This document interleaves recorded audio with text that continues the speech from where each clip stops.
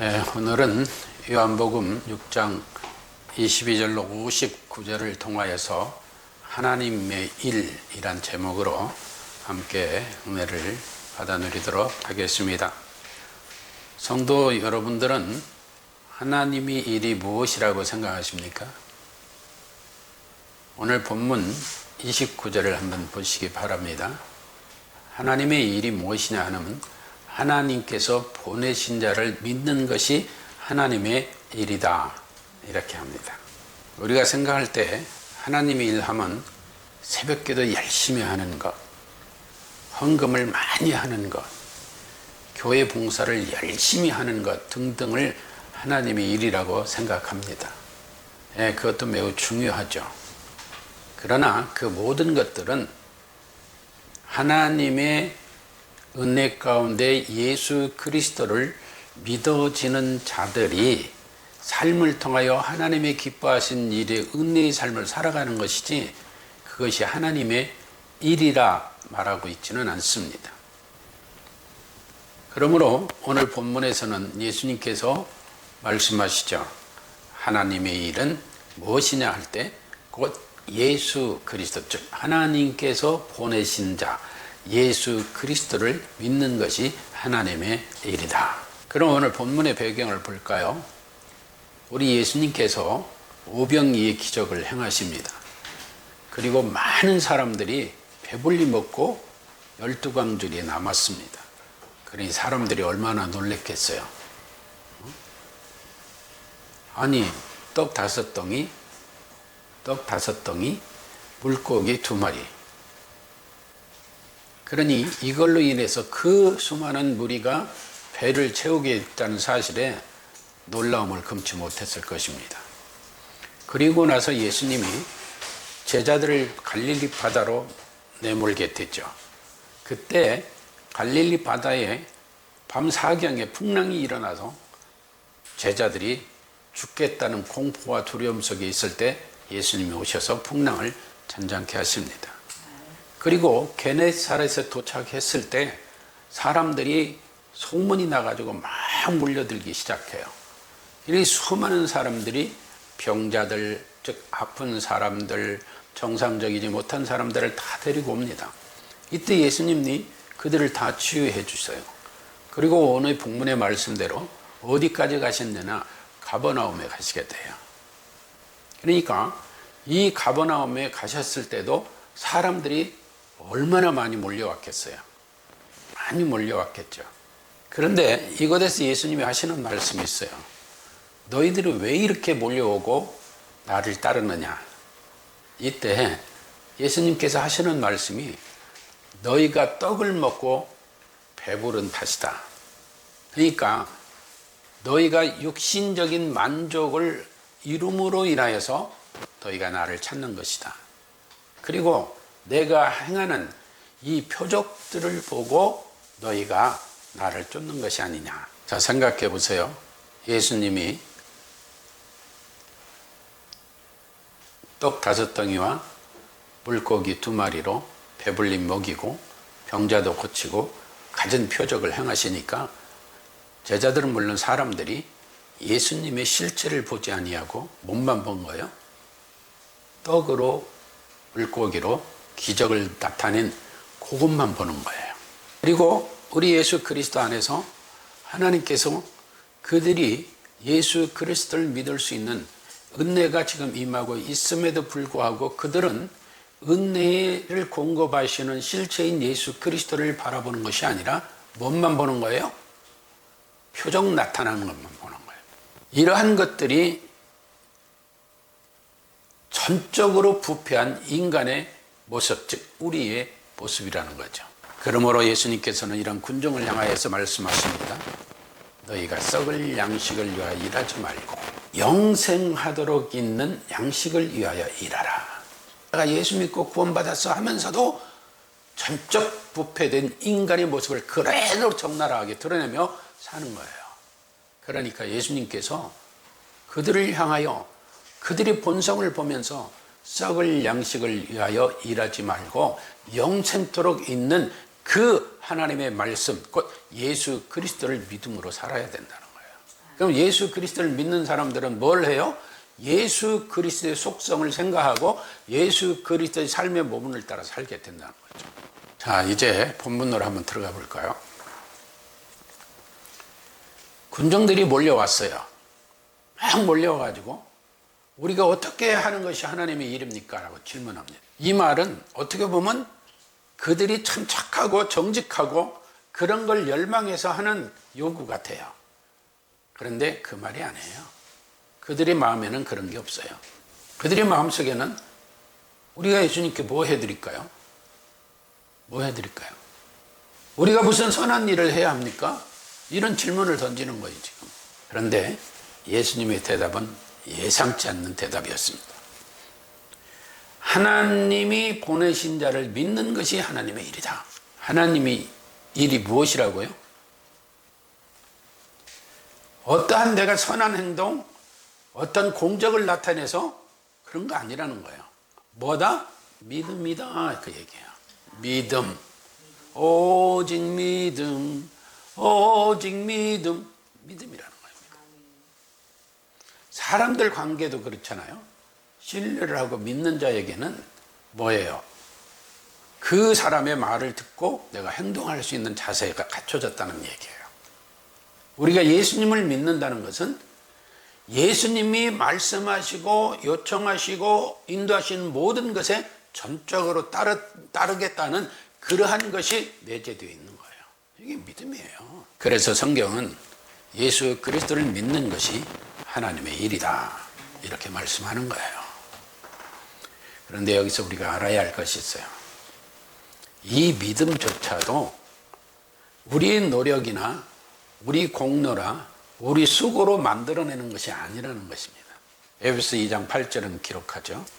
너희가 이 은혜를 인하여 믿음으로, 그렇잖아요. 은혜로 믿음을 받게 됐다는 것 같아요. 그로 인하여 구원을 너희가 받았다. 그런데 이러한 모든 것들이 너희에게서 너희 공로나 너희 선함이나 너희 지식으로 이루어진 것이 아니라 하나님께서 너희에게 주신 선물이다. 이게 본래 우리 것이 아니었다는 거예요. 믿음 자체도 우리 게 아니었는데 하나님께서 선물로 우리에게 주셨다는 거예요.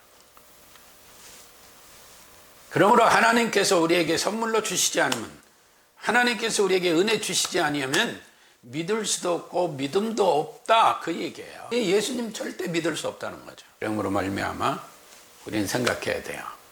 믿음 얘기하거나 어떤 선행을 얘기할 때 오만하면 안 돼요. 겸손해야 돼요. 겸손해야 돼요. 그래서 예수님 뭐라고 하세요? 나는 마음이 온유하고 겸손하니. 그런 자들이 예수님 믿는 자들이고 그런 자들에게서 그리스도의 향기를 볼 수 있는 거예요. 그럼 이런 질문을 한번 해볼 수 있겠죠? 나는 어떻게 예수님을 믿게 되었을까? 우리는 어떻게 예수님을 믿게 되었을까? 삼일째 하나님의 역사, 성령 하나님께서 도우시고 죄와 허물로 죽었던 우리를 예수 그리스도 안에서 살리시는 믿음을 하나님께 선물로 주셨단 말이에요. 성도 여러분, 아무런 조건 없이 값 없이 오직 하나님의 은혜로 주어진 이 믿음의 선물을 받았다면 이 은혜를 누려야 될 줄로 믿습니다. 그러면은 우리가 하나님의 일을 하는 사람들은 어떠한 자세로 살아가느냐? 산떡을 먹습니다. 말이 이상하죠? 그 떡을 먹어야 영생한대요. 군중들이 또 물었습니다. 그러면 당신은 어떤 표적을 보이기를 원합니까? 어떤 표적을 행하십니까? 어떤 표적을 보이려 하십니까?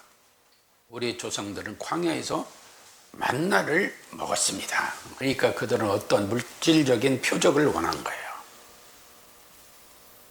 어떤 기적의 떡, 어떤 것으로 인한 배부름, 어떤 것으로 인한 만족함, 이런 떡을 그들은 원했습니다. 그때 예수님께서 가장 위대한 선언을 하십니다. 나는 생명의 떡이다. 내 떡을 먹는 자는 결코 줄이지 아니할 것이다. 나를 먹는 자는 영원히 목마르지도 않다. 배부르다? 즉 줄이지 않는다는 건 배부르다는 거예요. 목마르지 않다. 나는 생명의 떡이니라. 예수님이 생명의 떡이래요. 이건 결코 단순한 비유가 아니에요. 구약의 모든 예언, 예표가 성취되었다. 예수님의 임재하심이 바로 그것이다라는 걸 말씀하는 거예요. 즉 광야에 만나는 예수님을 예표한 것이고, 구약의 모든 제사와 희생은 모두가 예수 그리스도의 십자가를 향했다라는 것입니다. 그 일을 이루어야 예수님이 이 땅에 오신 거예요. 그리고 예수님 말씀하십니다. 내가 바로 그 떡이다. 하늘로서 내려온 산떡이 나다. 떡이 뭐 생명이 있어요? 근데 산떡이라는 건 살아있는 떡이라는 거. 살아있는 것이라는 거. 썩어질 음식이 아니라 먹으면 또다시 배고프고 때가 되면 또다시 배고파지는 그런 떡이 아니라 한 번 먹으면 영원히 유지되는 생명의 떡. 바로 나 예수 그리스도다 이 말이에요. 예수 그리스도를 영접한다는 것이 무엇입니까?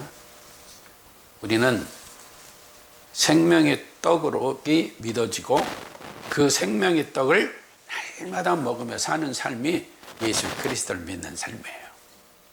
세상의 떡은 명예, 돈, 성공, 건강, 쾌락 이런 것 등등이 다 인간의 욕구 속에 또 인간이 바라는 모든 것이 절정이라면은 이런 것들이 다 썩어질 양식이라는 거예요. 잠깐 배부르다가 잠깐 만족하다가 다 시들어버릴 것이라는 거예요. 그러나 예수 그리스도를 믿는 즉 생명의 떡을 먹는 자는 영원히 목마르지도 않고 줄이지도 않는다는 거예요. 이게 우리 신앙생활은 오직 예수 그리스도를 믿는 믿음이에요. 믿음. 모든 시작은 거기서부터예요. 그러므로 우리는 날마다 예수 그리스도를 생각하고 예수 그리스도를 믿음으로 그 떡을 먹는다는 은혜 가운데서 살아가는 우리들이 되어져야 될 줄로 믿습니다. 그것이 우리의 양식이다. 내 생명의 양식이다. 이런 마음으로 살아가야 돼요. 그것을 뭐라고 하느냐? 그리스도 안에서 사는 삶. 이렇게 하는 거예요. 그리스도 안에서 사는 삶. 그러니까 예수님께서 쭉 이런 과정에 말씀을 하시니까 난리가 났어요. 유대인들이 얼마나 더 난리가 났겠어요. 그 지도자들은 얼마나 더 난리였겠어요. 그러니까 서로 이제 크게 다투기 시작합니다. 소요가 일어나고 동요가 일어나고 불평이 일어나고 막 다툼이 생기게 돼요. 그러면서는 이 사람이 어떻게 능히 제 살과 피를 먹고 마시게 하겠느냐? 당연히 그런 질문이 나올 수 있겠죠. 왜? 그들은 다 인간의 인간의 욕구만을 생각하고 있기 때문에 그래요. 그리고 그들은 하나님의 말씀을 문자 그대로만 지금 받고 있기 때문에 그래요. 그러나 예수님 말씀하십니다. 내 살을 먹고 내 피를 마시는 자는 영생을 가졌고 마지막 날에 내가 그를 다시 살리리라. 이 말이 뭐예요? 예수님 재림하실 때 다 부활한다는 거예요. 어떤 자가? 내 살을 먹고 내 피를 마시는 자. 그럼 안 믿는 사람 부활 안 하나? 그들도 해요. 그런데 그들은 영원 멸망의 부활이기 때문에 거론하지 아니하고 여기서는 생명의 부활을 말하는 거예요. 그러니까 예수 그리스도의 십자가에 대해서 그 예수님의 살과 피가 찢기고 십자가에서 우리 죄를 대신하여 죽으시지만 3일 만에 부활하셔서 첫 열마가 되신 그 예수님이 다시 오실 때 너희도 부활하게 된다.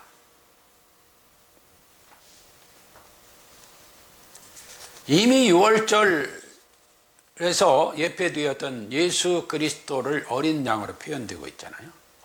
그 어린 양이 세상 죄를 지어 십자가에 죽으시는 것. 그것이 즉 구약의 어린 양의 예표가 십자가에 죽으시는 어린 양으로 표현되진 거예요. 그리고 예수님이 3일 만에 부활하셨어요. 그러니까 우리가 예수 그리스도의 피를 마시는 순간마다 내가 죄인임을 고백하면서 나를 위해 흘리신 십자가의 대속의 은혜를 늘 잊지 아니하고 의지하면서 담대히 하나님의 보좌 앞으로 나가는 삶을 살겠다는 이러한 고백 속의 삶이 있어야 된다는 거죠. 그래서 예수님이 이런 말씀하시는 거예요. 이런 은혜가 우리에게 임할 때 우리는 생명의 고동치고 가슴이 뛰어요. 자기의 신앙의 정체성을 확실히 하게 되는 것입니다. 사랑하는 성도 여러분, 우리가 신앙생활을 하면서 예수님 믿는다고 하면서 어떤 예수님이 역사적인 인물이야 이것만으로 끝나면 안 돼요. 그것만으로 끝나는 것이 아니라 그 예수 그리스도와 내가 믿음으로 연합되었다는 사실, 예수 그리스도가 내 안에, 내가 예수 그리스도 안에, 예수 그리스도와 나와 나의 믿음이 딱 해서 가운데 교집합이 이루어지듯이 우리는 예수 그리스도와 한 몸, 즉 되었다는 거예요. 이런 믿음으로 살아야 돼요. 54절에 보면 뭐라고 하느냐, 마지막 날에 내가 그를 다시 살리리라. 예수 그리스도와 연합된 자는 예수님 다시 오실 때 반드시 생명의 부활을 하게 되는 줄로 믿습니다. 여러분, 부활하면 잘 안 믿어지잖아요. 오늘 아침에도 제가 잠깐 이렇게 그 유튜브를 보다 보니까 놀라운 얘기를 하더라고요. 생명체가요 죽잖아요. 근데 세포는 완전히 없어지지 않는데요. 개구리를 가지고 실험했는데 개구리가 완전히 죽었는데 그 세포 하나를 어떤 영향 있는 세포 속에 넣더니 그 세포가 살아나더라는 거예요. 양자 물리학에서 그러잖아요. 원자 하나는 영원히 소멸되지 않는다고. 근데 우리는 그런 건 이야기하는데 부활을 안 믿어요. 왜 안 믿어요?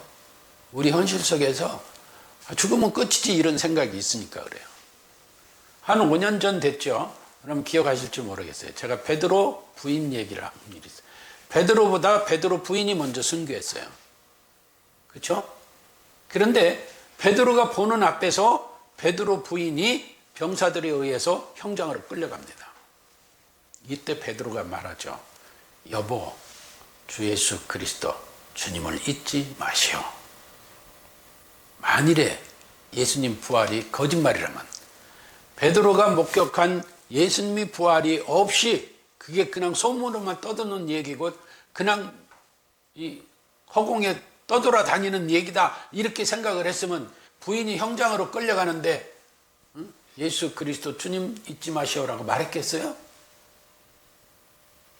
이제 다 들통났으니까 이쯤 하면은 우리가 믿은 게 헛것이고 사실 그 말이 풍문에 의한 것이고 이런 식으로 하고 말았겠죠. 근데 베드로는 예수님이 부활을 목격한 사람이에요.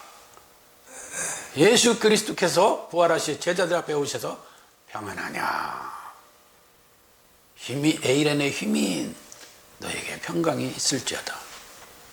그걸 목격한 자가 누구예요? 베드로예요. 그러니까 부인이 끌려가는데도, 죽음의 형장이 끌려가는데도 예수 그리스도 잊지 말라는 거예요. 그건 뭐예요? 그 믿음을 굳게 붙들으라는 거예요.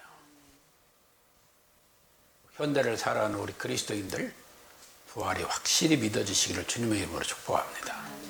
확실히 믿어지시기를 주님의 이름으로 축복해요. 왜? 우리가 살다 보면은요, 그런 게 그냥 길까 아닐까 의심이 많아져요, 그게.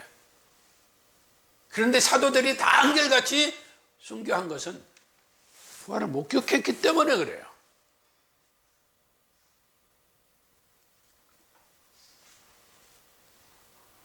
사랑하는 성도 여러분, 포도나무에 붙어있는 가지는 열매를 맺습니다.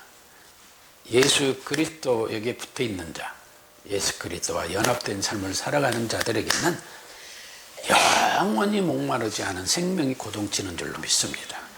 그 믿음 안에 사는 우리들이 되어져야 될 줄로 믿습니다. 그 안에서 사랑의 열매도 있고 성령의 열매도 있고 전도의 열매도 맺어지는 거예요.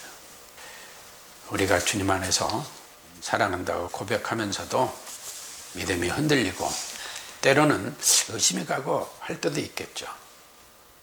히브리서 기자는 12장 2절에서 말씀합니다.